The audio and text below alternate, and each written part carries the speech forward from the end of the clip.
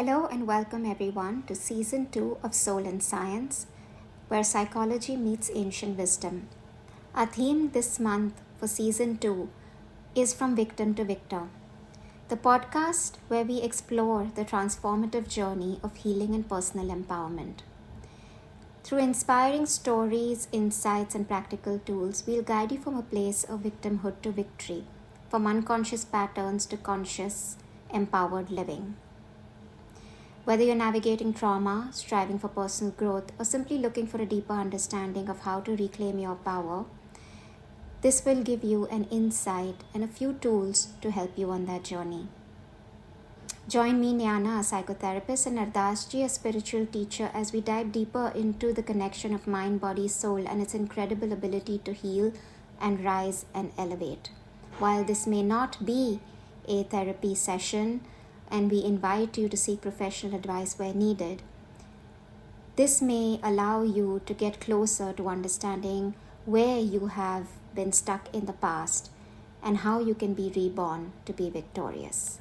Hello, and welcome everyone to Soul and Science, a podcast that brings psychology and ancient wisdom together.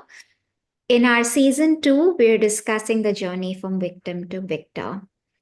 We're today on episode 7 with the wonderful Ardaas ji, who takes us through ancient wisdom and the teachings of yogic philosophy to help us understand a little bit more of the psyche from a different perspective. Thank you for joining us as always, Ardaas ji. Thank you, Nyana, for the introduction and for organizing this podcast. And thank you, everyone, for listening and watching. So, today in episode 7, we're going to talk about breaking free, letting go of limiting beliefs. We talked last time about the gift that we can receive from our survival patterns and from the way we chose to create the defenses and some of the limiting beliefs that we did. But today we're going to spend a little bit more time in understanding how that can be a gift before we can go into these limiting beliefs, so we fully understand the importance of understanding our limiting beliefs and taking away that little bits of nectar that these limiting beliefs or the survival and coping mechanisms have allowed us to have in our life. I shared a lot about it last time, but I was just wondering, Ardaas ji, from a yogic perspective, what might you say, or how might one take away some of those gifts? Yes. So I think we mentioned a little bit in the last episode, but maybe let me just touch upon it and go a bit deeper. Something happened to us, okay, and that was a traumatic event. Yeah, and that's what we call karma in yoga. And we say that karma has a kind side as well, which is the lesson that we get from it. What do we learn from that? So partly what we want is that as we move on from whatever karma happened to us, as we move on from that trauma, as we move on from victim to victor, that we don't just, let's say, try to forget whatever happened and move on, but actually, what did we learn from that? What did we get from that? What was the gift that was trying to be delivered to us? And that's gift is a very hard word to utilize when some of these experiences are really bad, really difficult, really something that can cause a lot of suffering in one. So it's we have to consider a few things here. You know, like in the movies when there is like the old pirate movies, right? And there is a treasure and it's hidden somewhere. And you have a map, you find a map to get to the treasure. And as you get to the treasure, there is a number of tests you have to overcome. And, you know, because it's a pirate movie, there will be some kind of monster by the treasure who is guarding the treasure, right? This idea of the story of the pirate treasure is actually is saying a lot. There is a lot of things hidden, and that's why the very same example you can find it in many different stories, life stories. Yeah, our life story is like the story of a hero as well. It shares many things in common with the story of the hero, and sometimes the hero has to um, wants to reach to some sort of treasure, and to get there, it has to battle some demon or some dragon. Now, when we face trauma, we may feel like we have a dragon in somewhere in our subconscious. Yeah, there is some dragon or something evil, something demon that we have to kill.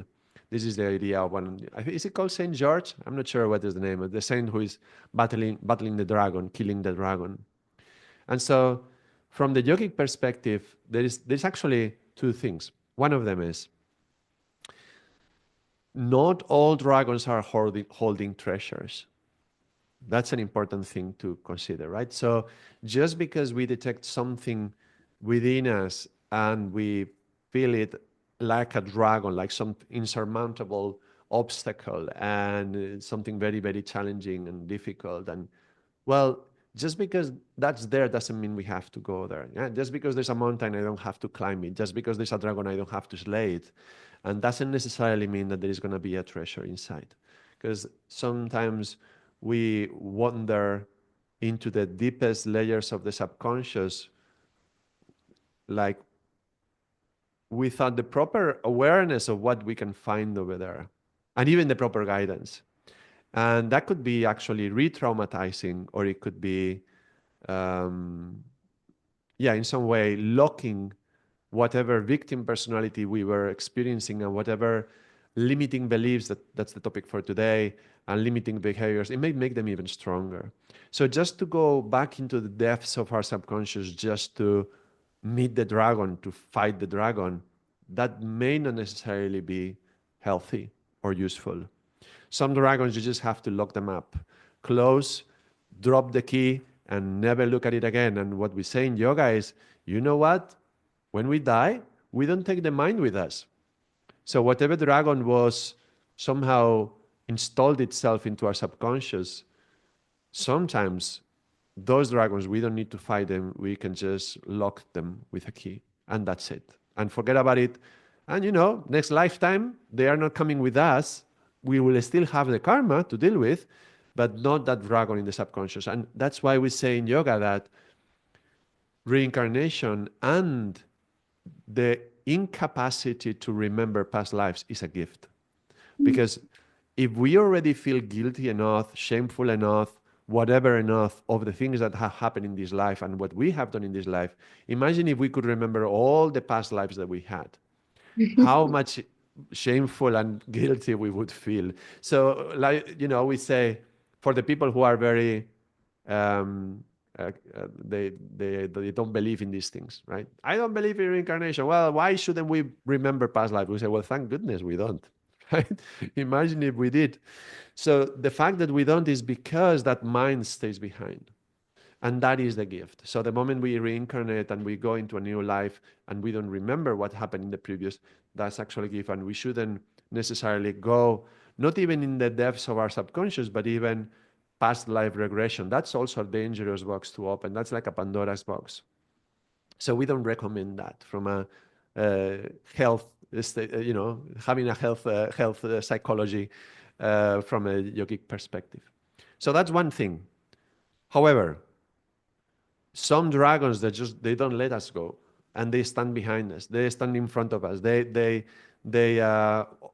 prevent us from getting to our destiny. They prevent us from reaching our potential. They prevent us from manifesting what we want, the things that we want in our lives, and they are constantly sabotaging us.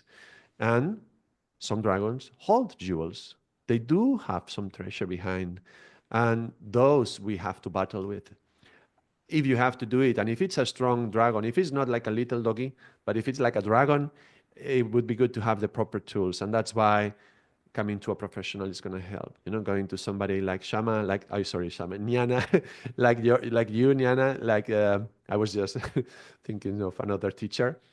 That's where it can be useful. Having somebody who's going to guide you into, train you into the art of dragon fighting techniques on how to, and take you by the hand even how to face that dragon and recognize what is a treasure, because the treasure is not always evident. As you are battling these inner demons, if you have to, again, you don't have to necessarily, but if you have to, then sometimes we may overlook something that can be very valuable. Now, one example of this is what we were talking the other day. Just the very fact that we are now adults looking at the back, uh, our our back history and looking at our lives when we were little and the traumas that we went through. Just the capacity that we can do this is because we are survivors. So within us, we found an incredible strength, determination, endurance, courage, whatever, to be able to get to where we are right now already. Uh, Otherwise, we would not be here in this planet, right? So if we are here, is because we found those things within us, and those are gifts. And can you really tell for sure that without that horrible experience that you endured, whatever it was, can you tell for sure that you would have developed those capacities, that you would have found the courage, that you would have found endurance and the survivor mentality? We don't really know. So the idea from yoga is that whatever happened, it had to happen. And there's no point in thinking whether I would change my life if I could go back in time, because you cannot go back in time. So it happened. Therefore, what did we learn from that? And let's be very, very conscious of that. Let's receive that gift, whatever courage, endurance, or whatever treasure you found by living through that. Put it in the forehead of your mind before you leave behind the victim mentality, the limiting beliefs, the limiting behaviors, all the things that we're going to talk about today on how to let go of all that. But first, hold on to that treasure. Is this phrase that we use in English: don't throw the baby with the bathwater. Yeah, there's something dirty, there's something nasty, we're taking it away, but make sure you don't forget what you received from that. So that was a little bit of the concept of receiving the gifts. Do you have something more, Nyana, that you can bring from psychology? Yeah, I'm gonna add about the gift in an added perspective, in that if you were to look at this dragon, in psychology, sometimes we call it also the shadow. And the shadow is repressed parts of ourselves that we were told were unacceptable. I wouldn't say it's the same. The way I was speaking, and maybe I just clarify that because I understand some terms might be different from the way you understand them and the way I was speaking. I wouldn't say the dragon is the shadow. I would say the dragon lives in the shadow. Right. But, but it's not necessarily the shadow, because the shadow is something we have to integrate, we have to relate, we have to be in contact with, and we recognize in yoga how important and powerful it is. But the dragon is another thing, even though it lives there. Right. So you're looking at the shadow as this larger aspect with different parts in it, a dragon being one part, and the dragon may have treasures from what I hear, or it may not. Um, that's not really clearly defined in psychology, that any part is not got a treasure. Today, it's like all parts are welcome and all parts have a purpose for why they were created or why they exist, or aspects of ourselves that may have been rejected. And there could have been behaviors that were not helpful, or that they were not um, considered appropriate, right? But they were also parts of ourselves that we were told were either unacceptable, needed to be repressed, need to be shut down, we need to feel shame and guilt about. But they could have been parts of ourselves that made us us, right? For example, um, a child who runs around a lot and is always called naughty and told that you can't be that, and then the child shuts down, for example, and starts becoming really quiet. But within that, and boy was maybe something energetic, and that energy then gets shut down and gets taken away. Maybe the voice, for example, when you're asking a lot of questions, you may be told, why are you always asking questions, don't ask questions.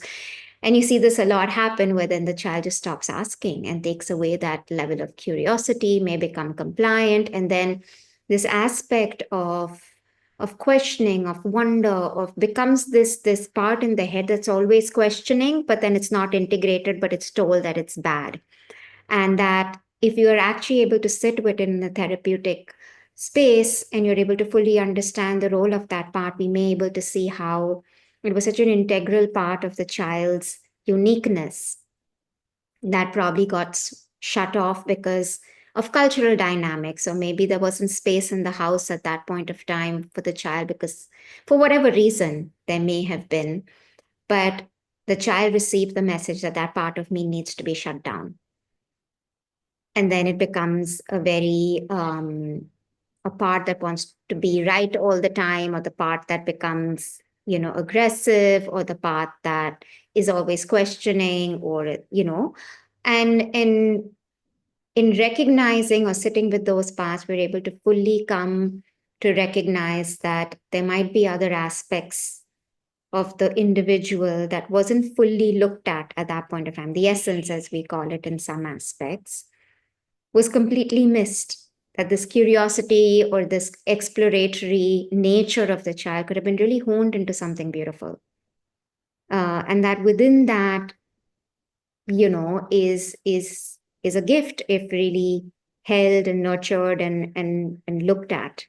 Um, Giving the child the expression of who they are with safety. But somewhere it turns out that it becomes a limiting belief that I should not be asking questions because I'm troublesome or I'm a problem child. And then I just become really quiet and I don't start asking questions.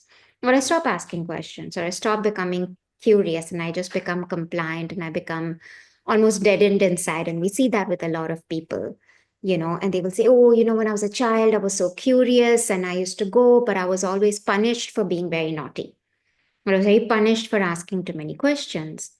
And that becomes this aspect of looking at the limiting before we throw the baby out of the bath water, which is to always then um, diminish or belittle myself, that I was just this naughty child, and then I just pass it off. That we sit with that and say, hey, what was in that? What was actually happening there for that child? What was he seeking, needing? He, she, they, them, what were they seeking? What did they need? What were they trying to get? What was their intention? And then all of a sudden, you're able to see something there that they may have completely gotten missed, which is the gift here that we're trying to take out or see or process before we throw out the limiting belief that came with it. How does that land for you, Ardasji? It lands well. I was trying to make it very explicit in my head to make it clear. Maybe I can ask you for you to delineate a bit more clearly what would be the dragon in the child who cannot ask questions.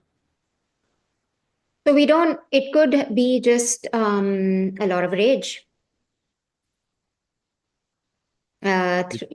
Rage or beating somebody up, because now it's a suppressed of my expression. I can't ask questions, so I have all this overwhelm, and I just become somebody who wants to, you know, take it out in a way, or be vengeful when somebody else asks a question and gets answered, or something like that may happen. It's not clear because each individual is different and may look different for different children, and how that may show up. And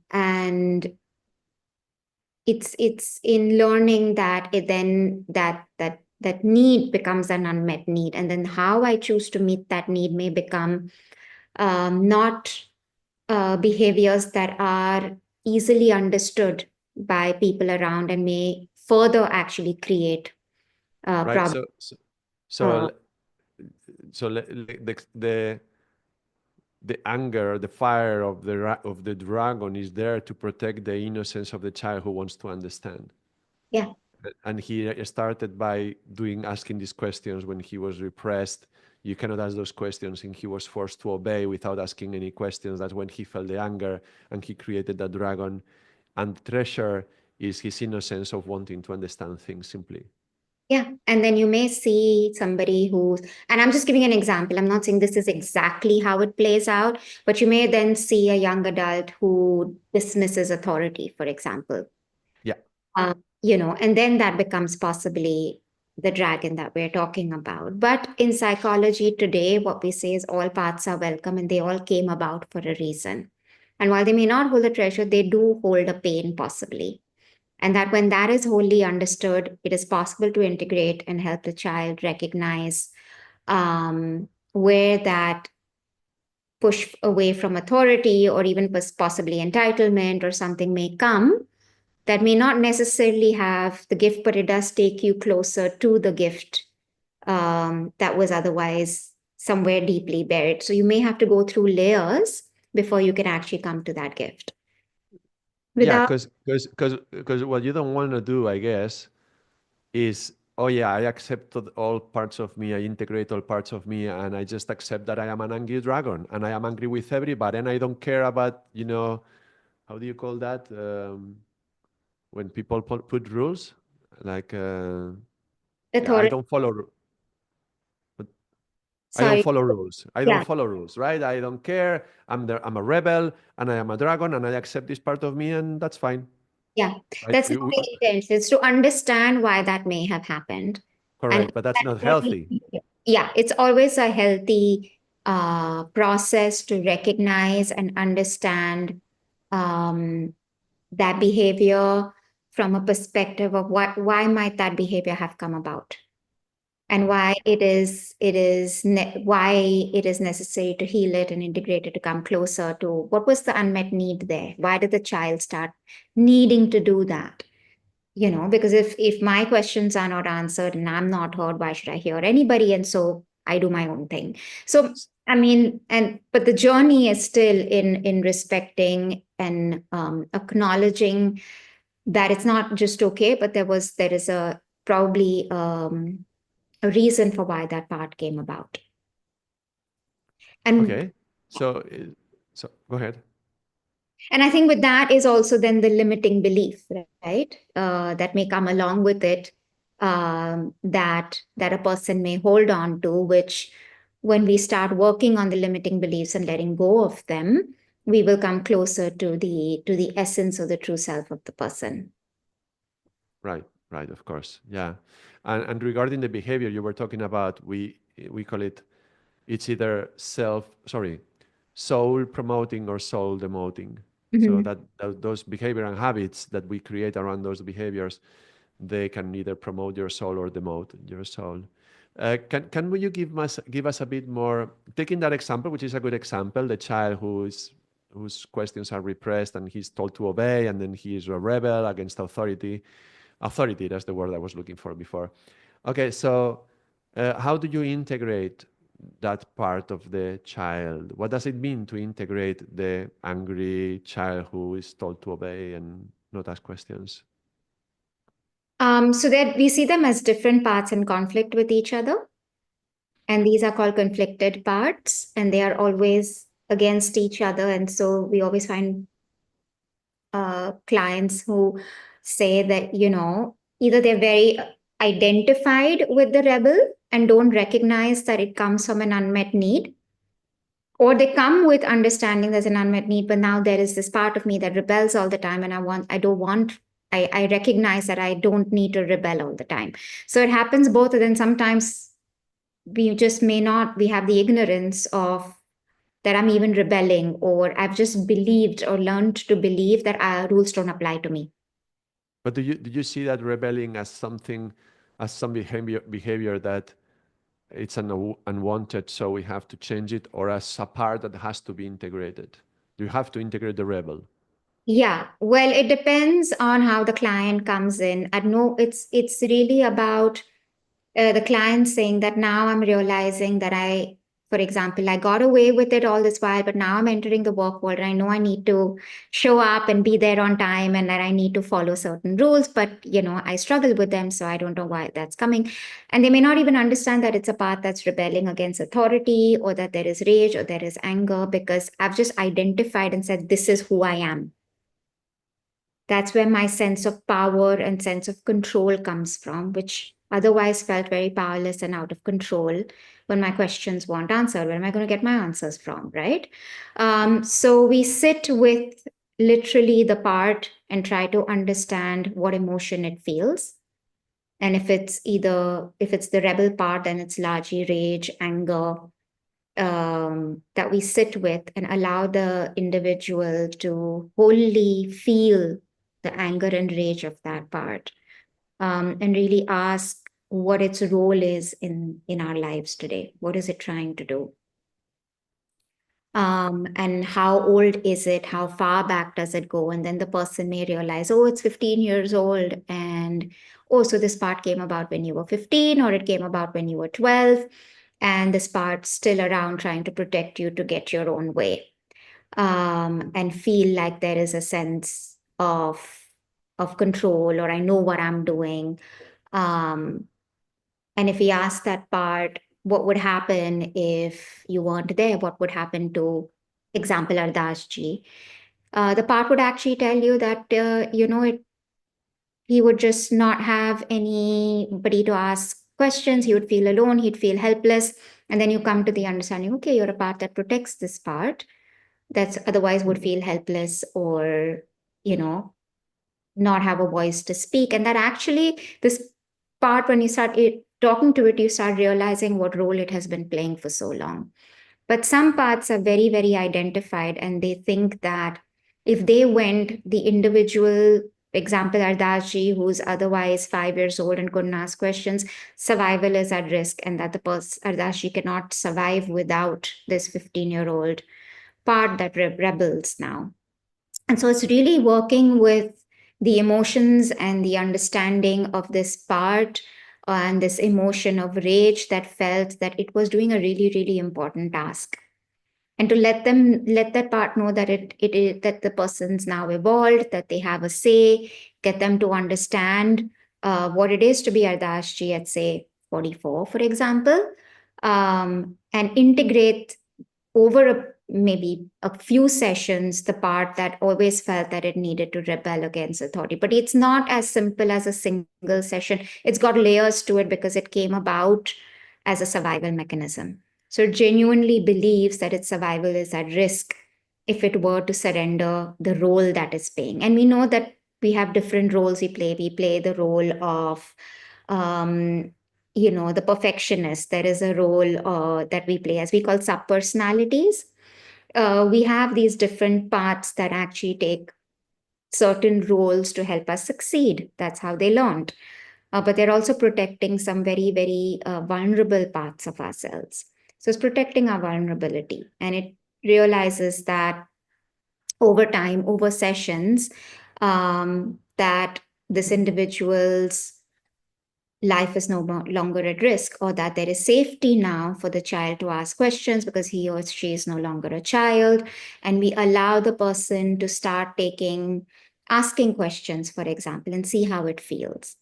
And get a response and see how that lands, or start looking at behaviors that are more aligned to following rules and see how this part responds. And then we start giving a little bit, step by step sort of tasks to do to help the individual integrate that part and let go of the belief that came along with it, which is I'm better than others, I don't need rules, or I have all the answers, I know everything. Whatever that part's belief came on, we start working with that over sessions to integrate it slowly, recognizing that its job was to protect a vulnerable part. All right. Well, I'm caught happy in the middle of a paradox right now Mm-hmm. as you are speaking. You use the word integrate a lot, Mm-hmm. and I'm considering integration is about taking different parts and connecting them together and putting them together, right?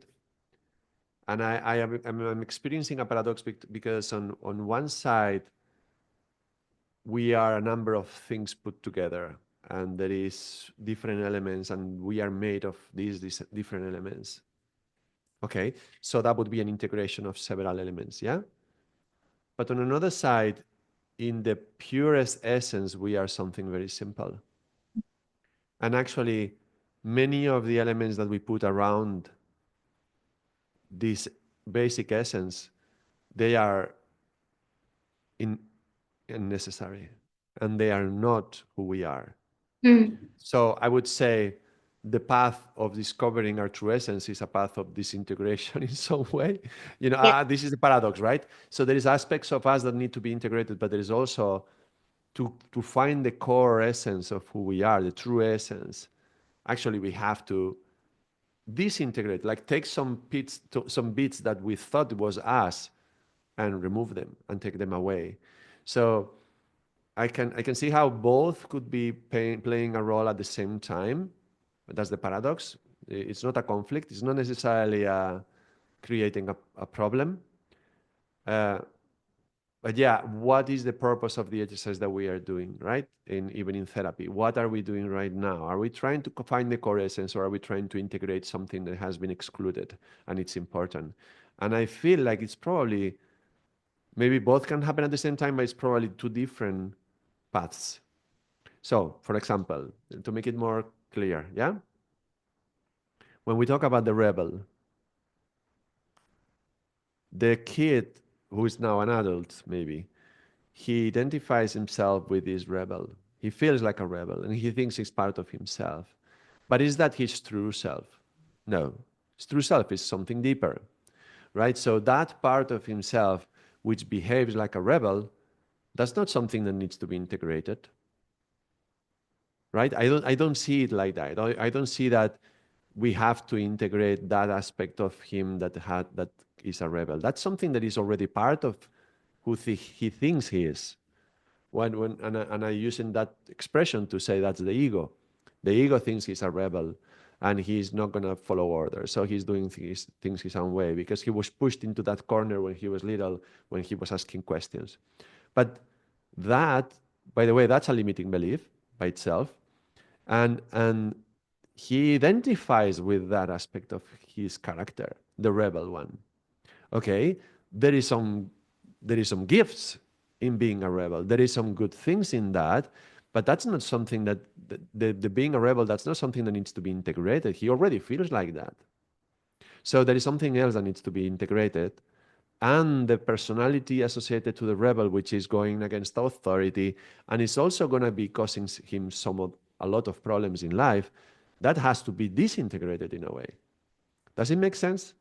Yes, I understand what you're saying, but what we are integrating, it's all integration here, right? And it is integrating aspects of what we call parts. And the rebel part, I am a rebel, is a limiting belief because now I'm identified, as you rightly said. But what we start asking it, and the process of inquiry is really important.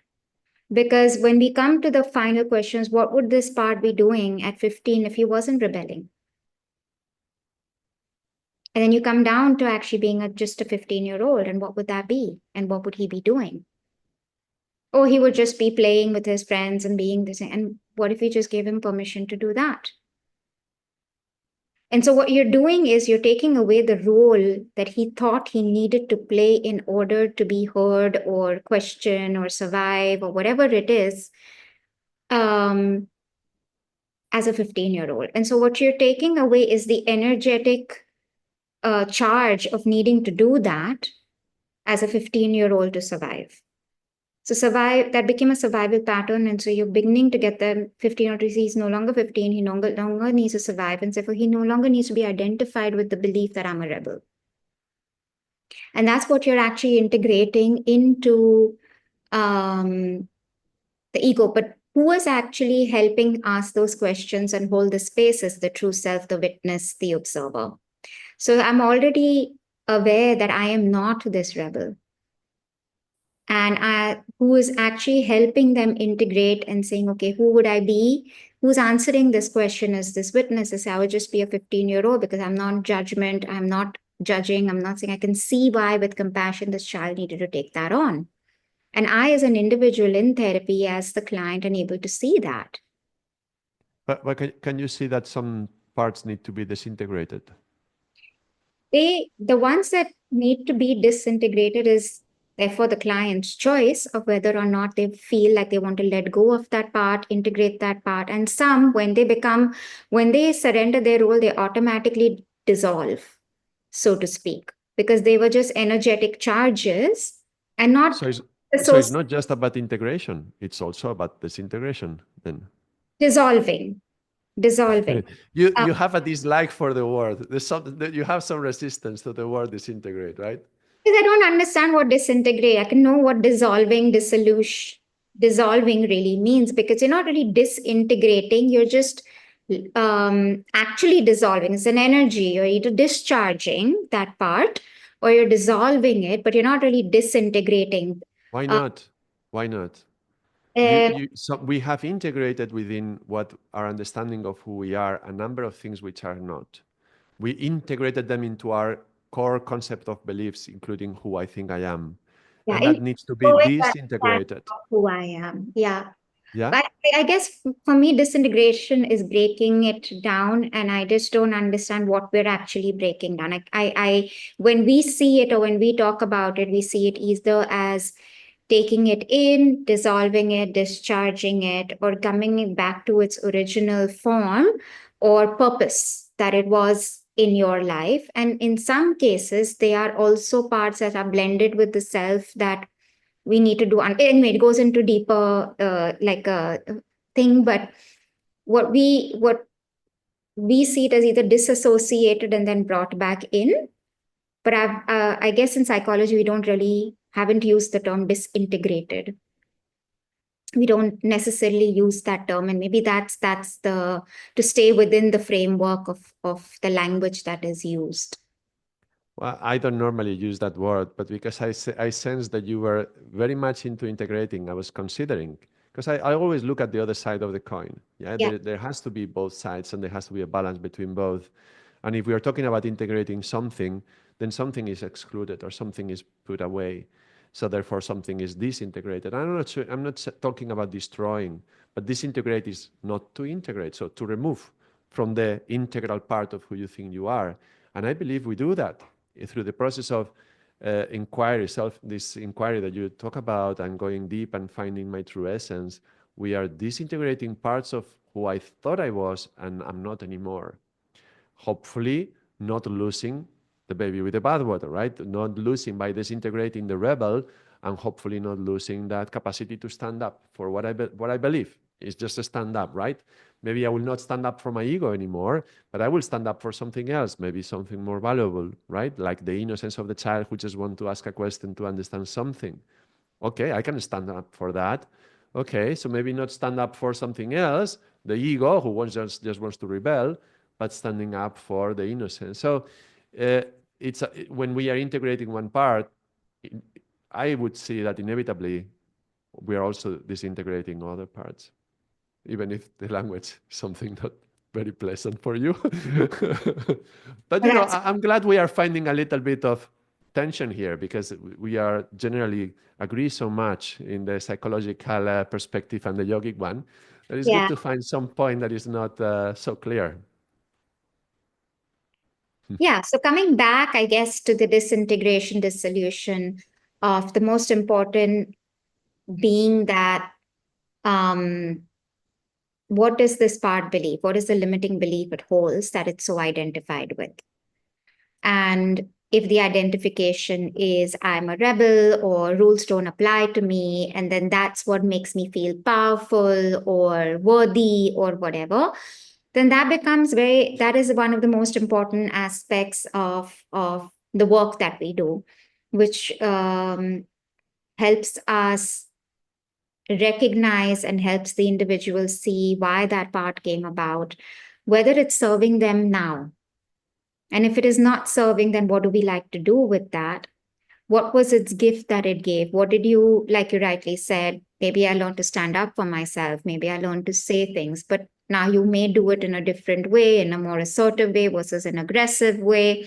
It may not mean stepping on somebody else's toes. You may be more uh, um, aware of other people's voices, etc., etc., etc. And all of this eventually, the you ask this question, what is its goal? And its goal is to bring it back closer to the true self. And would Uh, you say that every behavior, even no matter how negative it is, it always hides behind some innocent Intention, beginning, yes. intention? Okay. That's That's the premise on which compassionate inquiry or internal family systems is built, is that the ego is developed as a tool for survival. So everything and the ego is a set of our coping mechanisms. And if they are coping mechanisms, then they were done for our survival. And why might a child be at risk? Why did the child need to feel that it needed to do it in this way to defend his or her survival, and that's the premise on which we've built compassionate inquiry is built, or in our internal family systems or the work of trauma, is lens is that something happened and you developed ways to survive in that environment, in that experience, and that became unconscious or subconscious part of you that helped you survive at some time, but today it may not serve you anymore. But we're still holding on because who am I if I'm not that? And that's when therapy allows you to see that you are not this identified personality of coping mechanisms. You are the witness, the observer, the compassion that is able to hold space for this part today, um, to recognize that it may no longer need to be around because you're older, you are able to hold yourself better, etc., etc., etc. So the journey is to bring us closer back to our essence and our true self. And then IFS and all talk about the qualities of the true self, which is compassion, curiosity, courage. It's given these qualities that we then bring in to the experience of the therapeutic space for the individual to recognize that I am those things and those exist in me. I have innate compassion. I have the courage. Like so many people say, I'm weak, and I'm like, you have the courage because you survived. You wouldn't have survived if you were weak. And just allowing the client to able to connect back to aspects of themselves from a different perspective, uh, to bring them in the journey of hopefully letting go of blame and the hurt and the resentment and the pain, and the anger, and possibly forgiveness along the way to land in what is one's own truth.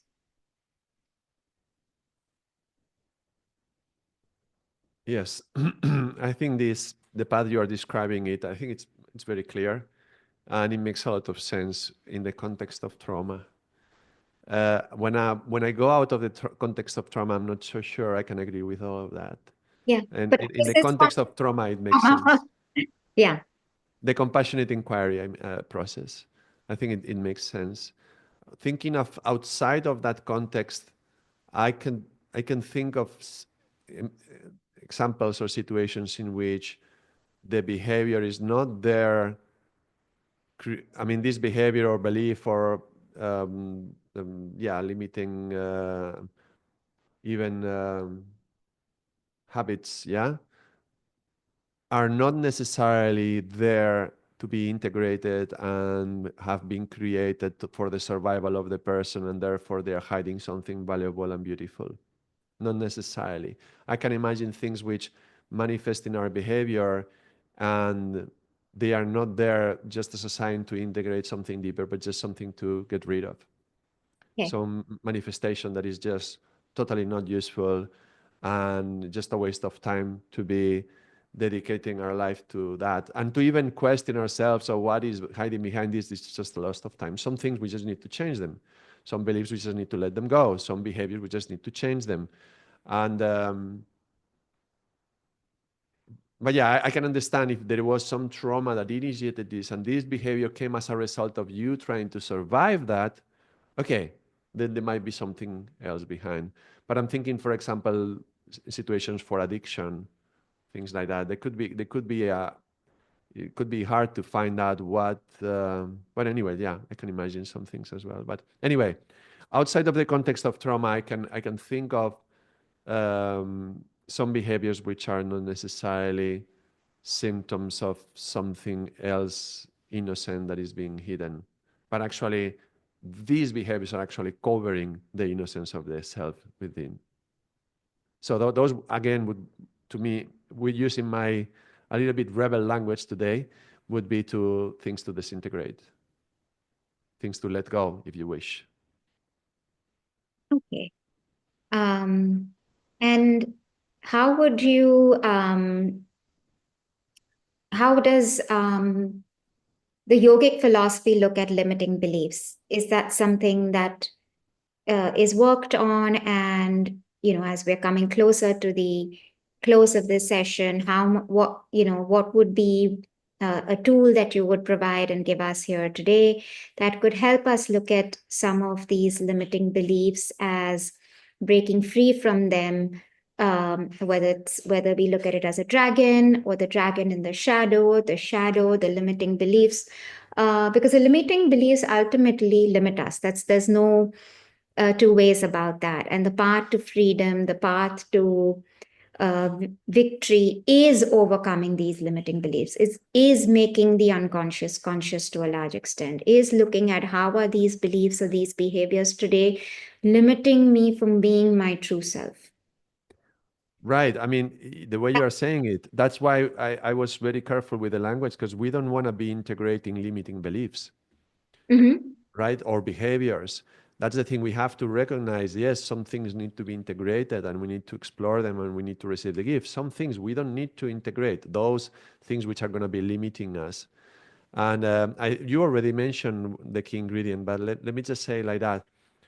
Our behavior is going to be linked to our beliefs. So whatever we believe, we're going to behave according to that. So we have to work on the beliefs to change the behavior, right? I want to reiterate that really strongly, is that our Yeah, limiting beliefs drive our behaviors.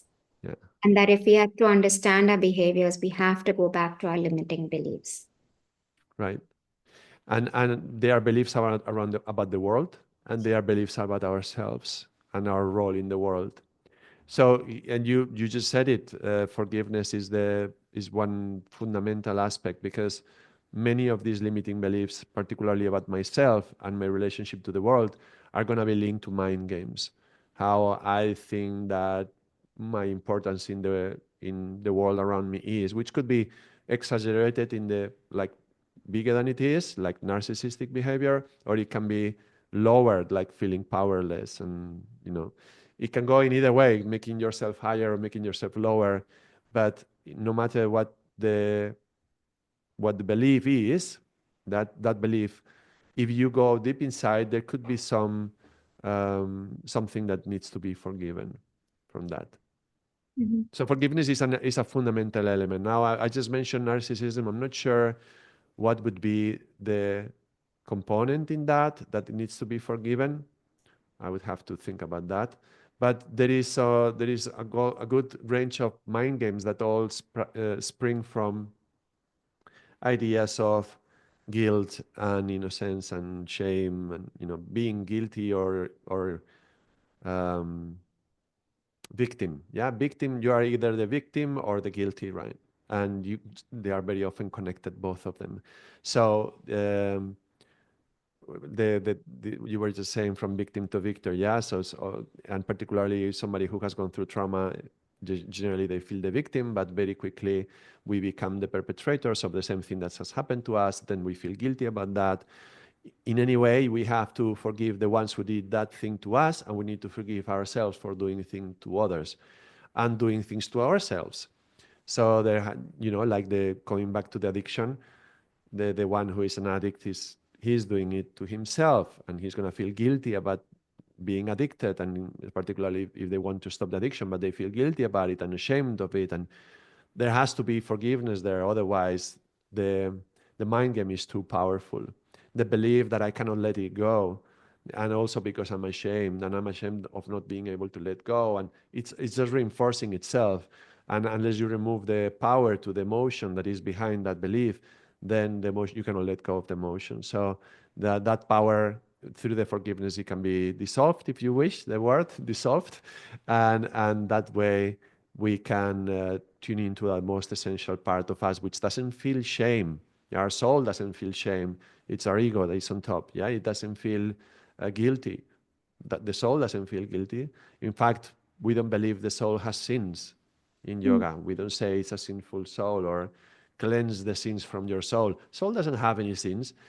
The ego may produce lots of things that can be toxic in a way, but the soul itself is pure. It's just a matter of removing enough layers to get to go to the core. And those layers are associated to the ego, and the ego is intimately associated to the development of the mind, the way we understand it in yoga. So we say that the ego is during the first 7 years, and many of these limiting beliefs will start there, and the behaviors accompanying them. So in a way, we are talking about the mind, yeah, and the ego linked to the mind.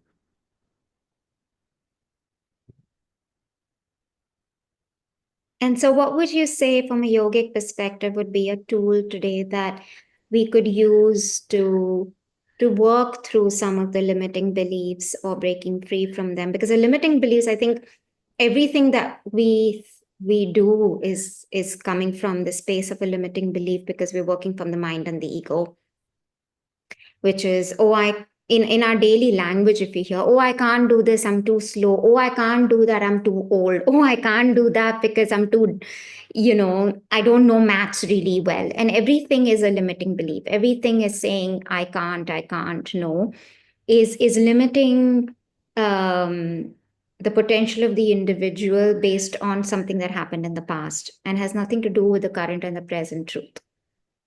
And most of us believe, like we said, that that is who we are, and we're saying here that that is not who we are. Who we are is the true self, that is the soul that rests, which is infinite. And that in getting to know our true self, whether through psychology, through yogic wisdom, allows us to open up this part of our essence that we haven't actually tapped into before.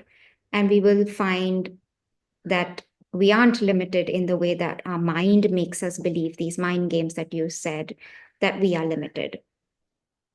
All right, so I will give a tool for doing that from the yogi perspective, but I would like to ask you first to if you do you have tools from the because it's so much psychology beliefs. Do you have tools from psychology to do that? Yeah, so we the language we use is um, today when we work with clients is to help them recognize what is their emotion. And when they say the emotion, we say, okay, if the emotion could speak, what would it say? It may say, whatever it needs to say, and then we ask it how far back it goes, and what is the belief of this child when he was going through whatever he was going through or she was going through. For example, bullying example, and it's like, I'm weak, and that's the journey, that's the start of a limiting belief. Or um, I'm alone. Those are limiting beliefs. Or I'm unworthy of love. Or nobody likes me. um, Everything is really hard for me, or I'm unlucky. And these are things that we hear a lot in therapy, and once that shows up, then that's the journey of starting inquiry of disintegrating, dismantling, dissolving these beliefs away from the individual's narrative of what is truth and real in this current moment. And that allows that part to be integrated without the belief being present in their thing. And then to recognize that, okay, sometimes it may pop up again, but to recognize it's a belief, it's not who I am. Because of the nature of the mind, and because we are so identified with it, with some of our beliefs, example, I'm not good enough, that it will keep showing up in our lives in different ways. It'll find its sneaky way back into our old patterns if you're not aware and conscious of it sneaking up on us again. So we are through that journey, clients start to become aware that, oh, okay, I recognize, and there's that belief again. Right. And sometimes for these beliefs to may never leave, I don't know. But at least I've noticed with time, even through my own journey, that sense of, no, that is not who I am. It's an old belief, can become a very strong way of saying, okay, I'm not gonna listen to it. I'm gonna continue to do what is feeling right in my gut, in my intuition, and I'm not gonna listen to that voice. Because that could be the voice of the superego or the inner critic, or me going back, finding a escape now from doing what I need to do. Right. That sounds like one of the tips we gave a few episodes back. Like, I'm not going to listen to that voice as like the cutting of the thought Yeah. and putting the mantra instead. No, like when some thought comes and is disturbing, you just cut it and put a mantra instead. Yes. Yeah, good. All right. So, um, I think it will depend on the person and it will depend on the situation. But actually, I'm gonna sometimes take it the other way around. Rather than removing the belief, let's bring it to the extreme.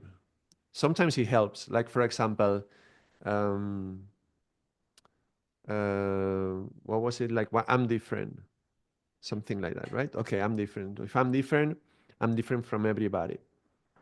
I'm different from everybody else, and I'm unique in that way. I'm unique. Okay, I'm unique, right? So it's like, how is it you take it to the different, yeah, you take it through the same path that it was taking you, and you felt bad about it, to get to a point where you can reinforce yourself. So I'm alone. Okay, I'm alone. I'm alone in life. Okay, I'm alone in life. So I can only learn to depend on myself and put it, to be, to do what I need to do by what I have to do. So now, if I'm really, truly, absolutely alone, I don't care what they say, what they think, what they're gonna tell me I have to do. I'm gonna do what I feel I have to do. So I'm gonna take it alone. So I'm not necessarily saying this is 100% healthy yet, but it's a good point to stop feeling bad about that, no? I'm powerless. Things happen to me, I have no control over them. Yes, I have no control. Absolutely. We don't have any control. We are totally powerless. And you know what? We don't have, I'm weak. Yeah. That's like being powerless. Yes, we are weak. We are powerless. And you know what? There is a universe that is guiding these actions. And I cannot trust in myself because I make mistakes. So I'm going to have to trust in something bigger than me, something more greater, something divine. Yeah. So you can take the belief that is pushing you down and in somehow utilizing it to move you in the direction that you want to go, towards the spirit or towards the soul or the essence. It's kind of like Aikido. Somebody's going to attack you and you take their energy and you redirect it and you move it somewhere else. And Yeah. then it's like a dance. You're doing like a dance with the aggressor, and this you're dancing with the dragon. Look, that's the technique for today. Dancing with the dragon. But so yeah, that would be one technique, one idea, to really take the limiting belief, reduce it, because if you truly take it to the absurd, sometimes really it's just the ego is false. Okay, ego is false identity. So if you take a belief and it's limiting you, if you take it and you analyze it to the deepest end, it's going to become absurd because it's false. So some truth is going to reveal itself in a greater way, and you can sometimes get to the truth through that belief. And so you don't have to remove the belief anymore. You know what? Yes, I'm powerless. I'm gonna bow. I'm gonna bow to the divine. I'm gonna bow every day and leave it in the hands of the divine. I'm gonna let God do what He has to do. And I'm gonna let go. And I'm not gonna take it anymore. I'm not gonna be taking responsibilities that are not mine. I'm not gonna be taking all these things on my shoulders which are not mine. I'm just gonna let it go. I'm powerless. And there could be a really empowering feeling in that. It's like surrendering, right? It's like, oh, I'm weak. I'm the kid who was bullied. I'm weak. They abuse me, blah, blah, blah. Okay. So you feel like a victim. You feel small. You feel, you know what? Yeah, I'm powerless. Yeah. Which has power? Who has power? God has power. All right. I'm going to surrender to that power. And you utilize that same energy, but rather than surrendering from a fight and from somebody who's going to harm you, you surrender to the divine. Mm. I remember I played this game a little bit. There was one time when I was little, I wasn't chosen for sports. When they were doing the football clubs, they picked the boys, and I would be the last one. And I'm like, okay, they don't want to choose me. So you can either say, well, they don't choose me because God has chosen you for something else, which means to be in a way alone, or they don't choose me, so I have to choose myself, right? That's the other end that you can get. You get to God or you get to you. So it's like if you take it to the extreme, it's gonna end up in you and your essence, or end up towards the divine. So that's a way to use the limiting beliefs. And the other exercise I had thought about, I've given thoughts of, tips for pranayam, mantra, and posture even. Today would be a little meditation, which would be just to close our eyes, and whatever thought comes to mind, not try to stop the thoughts because that's fighting against yourself, but just let the thoughts come, and beliefs may come with it. If a thought comes, let's notice if there is a belief behind, and just realize that we are not that. For whatever comes to the mind, most of the time, 99%, whatever we associate with, that's not me. And start peeling layers away. So the limiting beliefs go associated with the limited identification that we have with those beliefs. I identify I'm the kind of person who believes that. So am I that? No, I'm not that. Okay, I let it go. Am I that? I'm not that. I'm letting it go. And then slowly we peel away the layers of being a man, a teacher, and a father, a brother, or whatever, an engineer, whatever. You start peeling away all those layers and trying to find the essence, the deepest essence. And it would be like a little meditation. It's kind of non-attachment, yeah? No attachment to any identification that comes until we get to the essence, yeah? Who I am behind all those things that I am observing and that I think that I pay so much attention and they are so important to me. Which is also another way of looking like, when this life ends, will this carry on with me or not? Whatever I'm valuing so much, whatever I'm putting so much weight. For example, a belief could be, you believe you have to be right. Somebody needs to feel that they are right, and they have to prove their point, and they are super extremely intellectual, and they are always trying to demonstrate everything they're saying and justify their actions. And is that something you're going to take with you when this life ends?